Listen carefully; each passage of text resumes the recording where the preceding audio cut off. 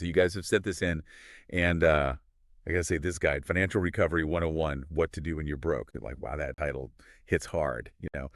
And what we want to do today is kind of like really dive deep into this, go past just the like bullet points and stuff, and really see what it has to say about like the most important things you got to do when your finances are a total mess, right? Like how to actually start getting back on track, you know? Yeah. So you walk away from this and you're like, all right, I got this, I got a plan. Yeah, Uh, totally. I think what really hit me about this guide is how like down to earth it is. It's not about like magic solutions or getting rich quick, you know. yeah, It's about like, okay, here's the stuff you got to do right now, even if it's tough, to just stop things from getting worse, and then from there you can like slowly start to rebuild. yeah, yeah, for sure. Okay, so the first thing this guide says, and it might sound kind of like duh, but it says breathe. You're not alone. And honestly, like when you're freaking out about money, just hearing that someone gets it, that could be huge, right? Yeah, it really could. Yeah. It's like right away it's trying to fight that feeling of like, oh my God, I'm the only one. I'm so screwed. And it actually points out that like millions of people are like one paycheck away from a crisis, you know? Yeah, So like just knowing that can help you see it differently. It's not always like you messed up. It's that like the system's tough and a lot of us are vulnerable. You know what I mean? totally. Yeah. Like it stops you from beating yourself up, which, like, let's be real, we all do that sometimes. It literally says, and I'm quoting here, you're not lazy, you're not dumb, and you're not alone. Yeah. That's powerful stuff because it's like, this is a bigger thing than just you. And I feel like to even start fixing things, you got to believe that, right? Like you got to shift from I screwed up to, okay, this is a challenge, but other people have done it. I can too. Exactly. That's the key. Like when you're just panicking and feeling guilty, you can't think straight. You got to calm down first, accept that this is happening, and then you can actually start to solve the problem. All right. So you've taken a breath, you're starting to think clearly. And then the guide's like, step two, stop the bleeding. Yeah. That sounds super intense, like you're in the ER or something, you know? Yeah, that's a good way to put it. Like this is emergency financial care. It's saying, all right, right now, what's draining your money that you absolutely do not need? And it gets specific, like cancel those subscriptions you're not really using, those apps that charge you monthly, all that stuff. You know, those little amounts can add up like crazy when you're barely scraping by. Oh, yeah, for sure. It's so easy to like sign up for something and then totally forget about it, Yeah. especially if it's just a few bucks here and there. And then the guide says something really tough, which is like, if you're struggling to afford food or keep the lights on, think about pausing debt payments for a bit. That's got to be a hard call, right? Like, there could be consequences down the line. Absolutely. It's not a decision to take lightly, but the guide is saying, look, if it's a choice between eating and paying your credit card, survival comes first. You got to be strategic about this. And it says right away, look into those hardship programs that a lot of companies have, like utility companies, banks, lenders. They often have ways to lower your payments or let you skip a few if you're struggling. Yeah, I've heard of those. So it's like, don't just hope for the best, reach out to them and see what they can do. And it also says to contact your landlord or whoever you owe money to and just explain the situation. See if they'll work with you on payments. Like maybe you can pay part of it now or get an extension or something. Exactly. You might be surprised. Sometimes they're actually pretty understanding, especially if you're upfront with them. They might rather get something than nothing, you know? And the guide is clear. This isn't about being weak or avoiding responsibility. It's about being smart and giving yourself some breathing room so you can get back on your feet.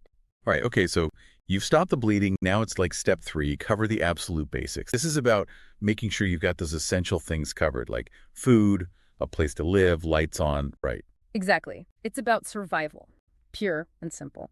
And it points out that there are resources out there that people often forget about, like food banks, churches, community centers. A lot of these places are set up specifically to help people who are struggling with these very basic needs. And it also talks about government assistance programs like SNAP, which is food stamps, Medicaid for healthcare, and rent assistance programs. Like these safety nets exist, but sometimes it's hard to even know where to start, right? Yeah, totally. And the guide gives this really good tip, which is to just Google emergency financial help near me. And it also mentions a website called benefits.gov. You can actually go there and see what programs you might qualify for. It's a super helpful resource. But the thing is, you got to be proactive, right? It's not going to just magically fall into your lap. You got to go out and look for it. All right, so you've got the immediate crisis sorted out as best you can, and now it's like step four, build a bare bones budget. This doesn't sound like fancy financial planning, right? Nope, not at all. This is like survival budgeting. It's about figuring out the absolute minimum you need to spend to just get by. So, like, write down all the money you've got coming in, even if it's from temporary assistance or whatever, and then list only the absolute essentials going out: rent, utilities, food, enough gas to get to work, or the doctor.